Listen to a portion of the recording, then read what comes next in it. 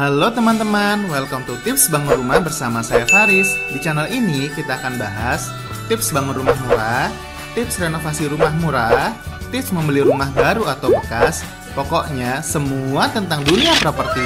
Makanya jangan lupa subscribe, like, dan komen ya. Enjoy the video.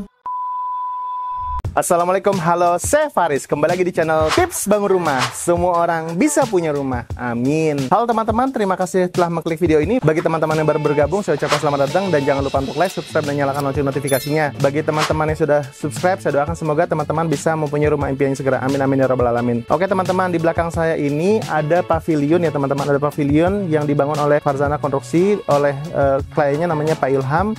Dan di sini ada 3 unit teman-teman. Jadi pavilionnya ini memang berada di area tengah kota, yaitu di Maguwoharjo. Dan ini pavilionnya memang sengaja dipakai untuk biar ada penghasilan passive income. Pavilionnya ada 3 unit dan di dalamnya juga ada tersedia ruang tidur dan dapurnya. Oke, seperti apa pavilionnya? Ayo kita lihat, let's go.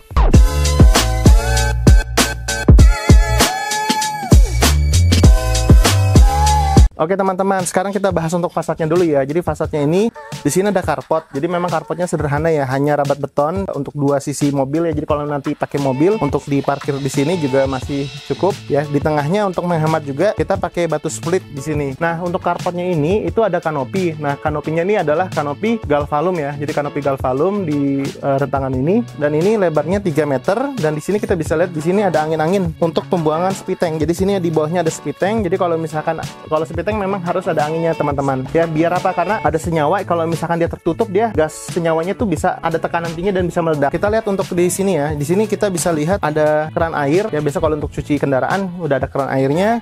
Dan di sini juga kita bisa lihat buat elevasi bahwa untuk masuk ke pavilionnya itu lebih tinggi, kurang lebih 20 cm. Di sini ada pijakan lebih tinggi. Kemudian kita bisa lihat untuk fasadnya ini adalah dibikin motif ya. Jadi motifnya ini dikamprot. Jadi lebih ditonjolkan. Jadi diplester kemudian dikamprot. Dan di sini ada untuk pencahayaan, dikasih jendela. Dan kita bisa lihat di sini dikasih roster untuk sirkulasi udaranya. Dan di sini juga dikasih pemanis, itu lampu tempel. Kalau misalnya teman-teman beli di online, mungkin harganya range di antara 80 sampai 150 ribuan. Nah, kalau kita lihat sendiri juga di sini, ini memakai pintu kayu jati teman-teman, sama jendela juga. Yuk kita masuk ke ruangan dalamnya.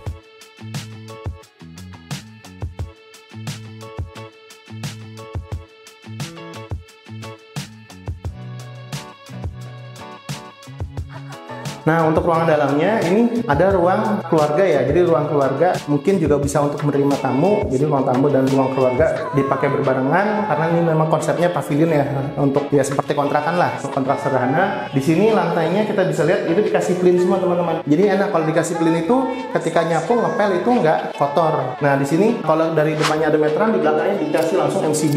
Kemudian di sini ada 2 stop kontak teman-teman. Kenapa? Karena biasanya di ruang tamu itu butuh untuk colokin TV, colokin dispenser, ataupun apapun lah. Jadi kita udah sediakan 2 colokan. Untuk ukurannya itu sekitar 2 meter kali 3 meter. Kemudian kita lanjut ke ruangan sebelah. Ini ada ruang tidur. Dan di sini juga ada lorong untuk ke dapur. Nah, ruang tidurnya ini pintunya pintu geser teman-teman. Kenapa pintu geser? Pintu geser itu mengefektifkan untuk menghemat daripada ruangan.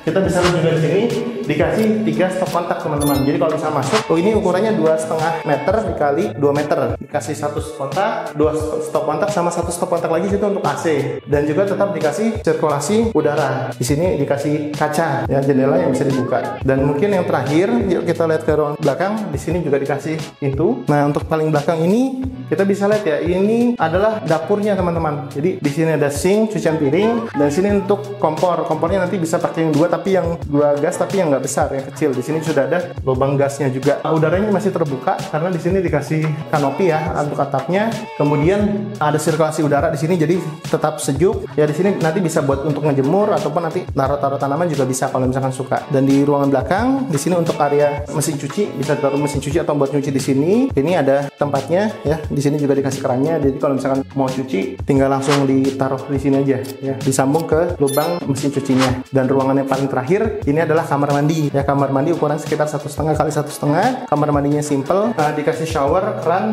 sama WC jongkok. Nah, kenapa biasanya kalau misalkan kontrakan lebih sukanya pakai WC jongkok? Kenapa? Karena bersihnya lebih simpel. Dan ini WC-nya juga lumayan, pakai mereknya Toto. Jadi udah cukup bagus.